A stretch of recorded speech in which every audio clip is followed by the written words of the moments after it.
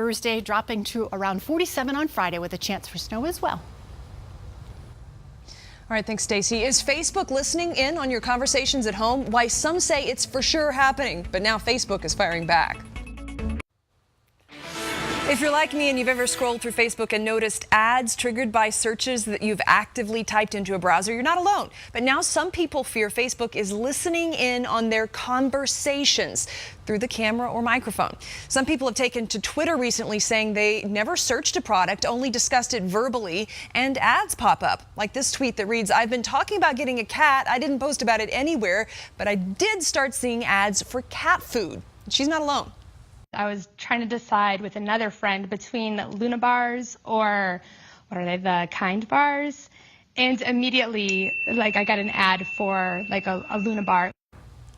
Experts say Facebook doesn't need to listen in. They already know enough about you, collecting data through algorithms and analytics. Is it possible? Absolutely. Are they doing it? I think it would be extremely reckless if they did. Definitely. And Facebook released this statement saying, "We do not use your device's microphone or listen in on real-time conversations in order to target people with relevant ads." The teams are getting in their last practice before the Super Bowl, and security operations are tighter than ever. What's being done to keep everyone safe ahead of the big game? Welcome to the Denver 7 Sports Center. I'm Allison Mastrangelo. The Avs get a key player back before tonight's game against the Jets as they look to get back into the playoffs. Plus, Lindsey Vonn continues to rack up World Cup wins before the Olympic Games. I'll show you her latest victory and why it's so important as the Olympics get closer later in sports.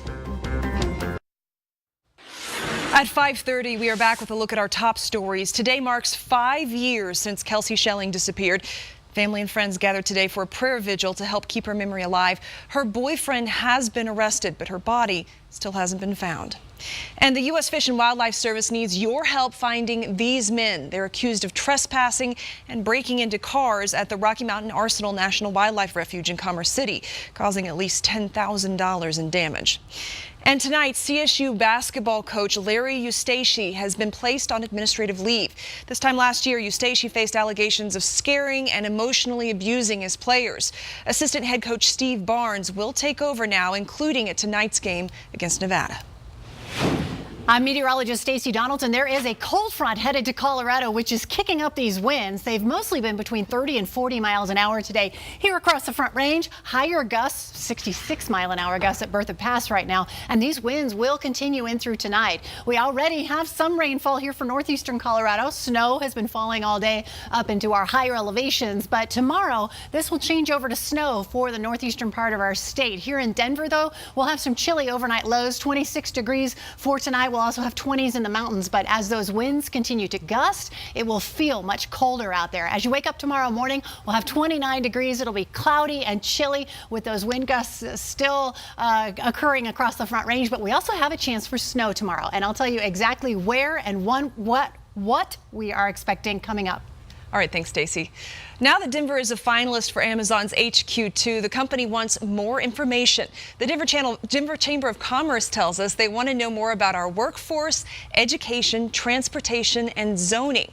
To see where Denver is ranked in some of those categories compared to the other finalists, check out the free Denver 7 app. This week, Tom Tancredo has dropped out of the Colorado governor's race, leaving fewer big names in both parties. Blair Miller of the DenverChannel.com joins Ann Trujillo on this weekend's Politics Unplugged to talk about who's still in. Who really is rising to the top, and because they're not.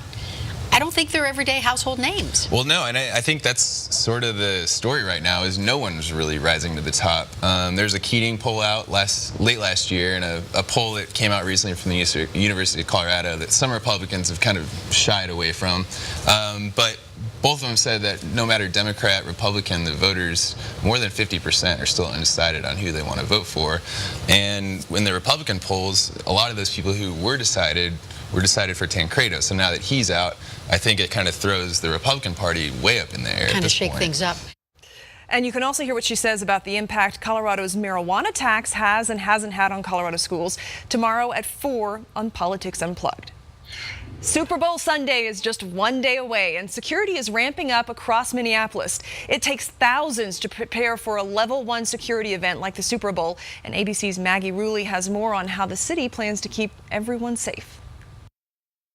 Tomorrow's Super Bowl promises two things: an epic showing of die-hard fans and a massive security presence. U.S. Bank Stadium sits in the heart of downtown Minneapolis, and authorities have spent nearly 2 years planning how to protect it, using creativity and sheer manpower. Black Hawk helicopters are patrolling the skies, ready to intercept any aircraft that flies too close on game day. We want viewers to just enjoy the day, relax, and have the state of mind that somebody's out there watching. More than 2,000 cameras are keeping an eye on the entire city. We have folks from the federal government, Department of Energy, FBI. Inside the multi-agency command center, authorities are watching what's happening at the stadium, fan zones, and all across Minneapolis and St. Paul. There's more than 60 local law enforcement agencies, 1,700 federal agents, 10,000 volunteers, even elite canine units have been brought in from across the country. For everything that has gone into this planning, I feel very confident that we will have a safe Super Bowl. Authorities say all of this extra security is not meant to scare fans, and there is no credible threat against the game. Rather, they just want to make sure people feel safe and go have some fun. Maggie Rulli, ABC News, Minneapolis, Minnesota. And back here at home, if wings are on the menu for tomorrow's Super Bowl parties, you are not alone. The National Chicken Council says Americans will eat a record number 1.3 billion wings this Super Bowl.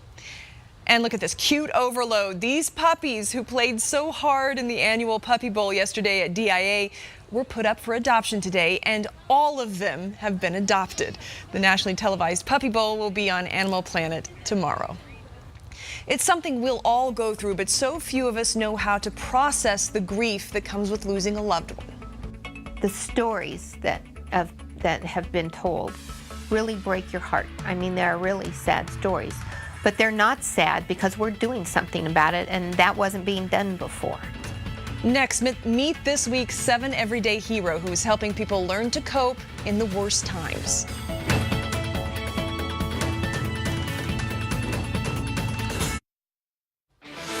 There's a place in Greeley that helps people face something that none of us can avoid. It's a place of hope during grief. And as Mitch Jelniker reports, it's a place made possible because of a 7 Everyday Hero. In American society, we don't do grief very well. For that reason, the Community Grief Center in Greeley was born. It's open to anyone at no charge. We'll get calls from somebody that's, sitting at a stoplight, seeing our ad and say, I lost my son 10 years ago, and I think I need help because I'm just not doing well with it. We are a nurturing place that welcomes grief, and we help you on your grief journey.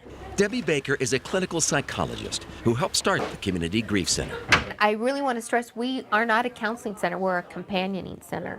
It's their grief journey, and we go alongside with them. That may mean gathering in a group to talk about loss, or just listen to how others are dealing with it. What happens is they start helping each other through it because they can understand each other, because they've experienced the same thing.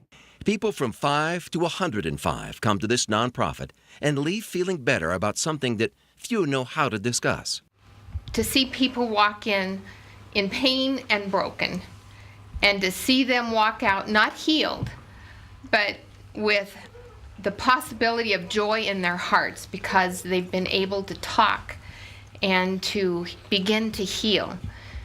It's why I do this. This is a passion for me. Debbie's faith and military background have taught her about the circle of community and about meeting others on their journey. I'm a woman of faith, and we are non-secular here, which works really well because some people come in and don't have faith, and we meet them there. Some people come in and they're really angry at God, and we meet them there. Some people come in and say, I'm only here because of God, and we meet them there. I'm Mitch from Denver 7, and we are here, as well as half the town of Greeley, for you because of all you've done to reach out and help others in the community. Denver 7 would like to honor you as a 7 Everyday Hero. Congratulations. Thank you. Important work. And to learn more about the Community Grief Center in Greeley, just go to thedenverchannel.com and click on our community section and then 7 Everyday Heroes. Well, a cold front is headed toward Colorado. It's going to bring snow through many areas, and that is what's kicking up these winds here across the Front Range. We've had them between 30 and 40 miles an hour today, and they'll continue tonight. But we'll talk more about snow and how that may affect your Super Bowl preparations coming up.